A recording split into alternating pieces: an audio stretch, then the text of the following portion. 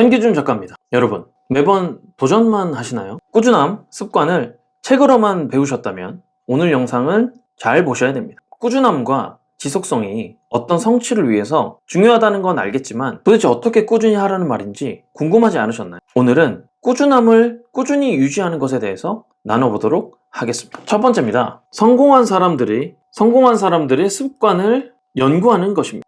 성공한 사람들의 습관은 그들의 지속적인 노력과 성과가 바탕이 돼서 성공이 되었기 때문입니다. 예를 들어 보겠습니다. 자, 스티브 잡스는 매일 같은 옷을 입었습니다. 왜일까요? 왜 매일 같은 옷을 입었을까요? 의사결정에 들어가는 에너지를 최대한 아끼기 위해서 그렇게 했던 것입니다. 최대한 아끼기 위해서 매일 같은 옷을 입었던 거죠. 자, 이와 같은 사례로 메타의 대표인 주커버그도 매일 같은 옷만 입는다고 하죠. 마찬가지로 회사에 더 도움될 생각을 하기 위해서라고 합니다. 유명한 투자자 워런 버핏도 하루에 매일매일 5시간에서 6시간 독서를 한다고 합니다. 그래서 이 독서를 하는 이유는 독서를 습관화해서 투자에 대한 지식을 키운 거죠. 한 가지 더 예를 들어 볼까요? 성공하는 사람들의 7가지 습관이라는 책에 습관에 관한 연구를 통해서 그 중요성을 책에 담았죠. 그래서 여러분들이 해야 될 것은 성공한 사람들의 습관을 찾아서 자신의 생활과 가장 적합하다고 생각하는 습관 1개 또는 2가지를 선택하는 겁니다. 그래서 일주일 동안 실천하면서 그 효과를 보는 거죠. 그래서 한 달 후에는 어떤지 그 변화의 습관을 평가해 보는 거예요. 보완도 하고요. 새로운 습관을 추가하면서 실험을 계속하는 거죠. 자, 2번째입니다. 2번째는 단기, 중기, 장기간에 따른 타임라인을 작성하는 것입니다. 여기서 말하는 타임라인이란 일이나 계획, 사건 따위를 시간의 순서로 나열하는 것인데요. 타임라인이 주어진다는 것 자체가 목표를 명확하게 하려고 하는 의지를 반영하는 거거든요. 구체적인 단계를 시각화할 수 있습니다. 단기, 중기, 장기 타임라인을 어떻게 정하면 되느냐, 제가 예시를 한번 들어볼게요. 자, 저는 달리기를 하고 있는데 단기 목표는 20분 달리기입니다. 그러면 중기 목표는 20분을 달려서 10km 마라톤에 도전하는, 그 다음 장기 목표는 무엇일까요? 그렇죠. 장기 목표는 풀코스 마라톤 도전입니다. 핵심은 단기 목표의 성취가 쌓이면 다음 단계에 동기부여가 됩니다. 그래서 이 성취의 경험이 중요한 거예요. 그래서 단기, 중기, 장기를 타임라인에 따라서 계획을 세워봐야 됩니다. 또 다른 예를 하나 들어볼게요. 타임 바운드는 무엇이냐? 쉽게 말해 시간 제한. 어떤 목표를 달성함에 있어서 시간을 제한하는 거예요. 예를 들어서 영어를 잘하고 싶다가 아닌 3개월 안에 토익 700점을 확보하고 싶다. 이게 타임 바운드인 거예요. 즉 구체적 시간을 언급함으로써 모호한 설정을 없애는 거예요.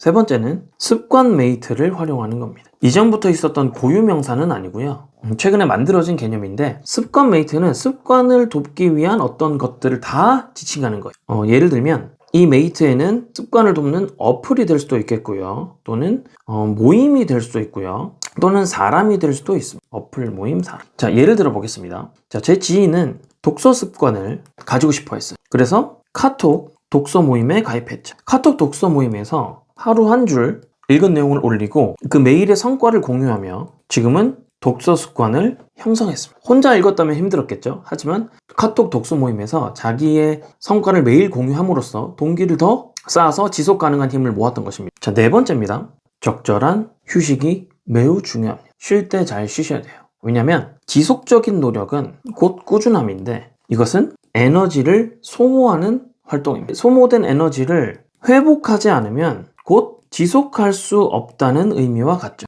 지속 가능한 것이 중요한 개념입니다. 예를 들어 보겠습니다. 엘리트 운동선수들은 휴식을 통해 회복을 하죠. 쉬는 것도 훈련이라고 생각합니다. 안 그러면 부상이 따르겠죠. 자, 작가들도 마찬가지입니다. 저 역시 그런데요. 글을 쓰거나 자료를 모으고 이후 숙성기, 즉 휴식 시간을 가집니다. 왜냐하면 스스로를 환기시켜주기 위함이죠. 환기는 곧 에너지 또는 전환의 의미가 있습니다. 그리고 한 가지 더 말씀드리자면 우리의 공부도 마찬가지입니다. 밤샘 공부가 효과적인 공부가 아닌 건 휴식을 하면서 뇌가 기억을 재정립한다고 합니다. 그래서 충분히 쉬어야 돼요. 축구 선수들이 운동 후 아이스 찜질 등을 하며 휴식하는 이유는 격렬한 운동으로 생긴 미세한 근육 손상들을 관리하기 위함입니다. 이게 곧 휴식이죠. 그래서 지속 가능한 에너지를 쓰려면 반드시 휴식이 필요합니다. 자, 결론입니다. 자, 오늘 제가 말씀드렸던 4가지를 다시 한번 정리해 보겠습니다. 꾸준함을 유지하기 위해 필요한 4가지. 자, 첫 번째, 성공한 사람들의 습관을 연구하고요. 자, 두 번째,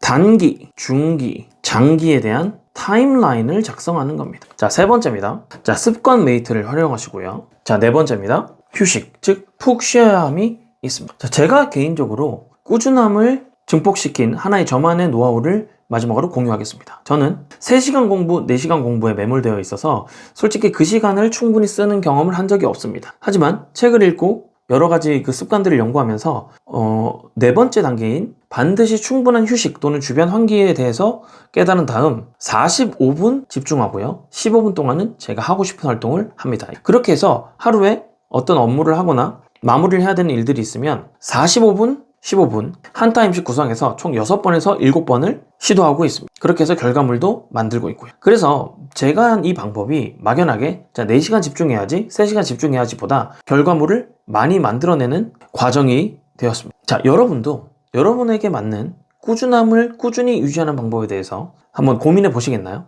자, 여러분도 제가 앞서 말씀드린 4가지를 참고하셔서 지금 바로 노트로 또는 정리하면서 적용해 보려고 목표를 위한 꾸준함이 향상될 것입니다. 목표는 단기전이 아니라 꾸준히 해나가야 되는 장기전입니다. 오늘 제가 준비한 영상은 여기까지고요. 더 유익한 다음 영상으로 찾아오겠습니다. 아는 것이 미래다. 현기준이었습니다. 고맙습니다.